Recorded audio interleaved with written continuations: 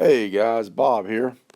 I'm having to do a voiceover on this video. The audio in the video did not turn out well at all, but I wanted you to see this car. I have one of these cars. Mine's a 66, and a lot of folks don't like these cars, but I just wanted to show you, when I see one of these cars that's been done up right, I like to show it to show that these cars have potential, and these cars can be bought pretty cheap. And parts are not that hard to find for them because there's so many of these early A bodies that were made in different variants, from the darts to the valiants.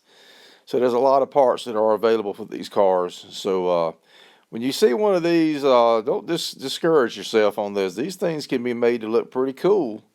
And in this particular case here, I think this guy could have put a little bit more rear tire under it. He's got room for a little bit more rear tire. That would have really helped it even more, but it looks great like it is. Even on the inside, he's got the high back bucket seats in it. So a little small block, and these things don't weigh very much. And there is some aerodynamic qualities to them. So they got pleasing lines if you once they're fixed up a little bit. So I just thought I'd let you guys see that.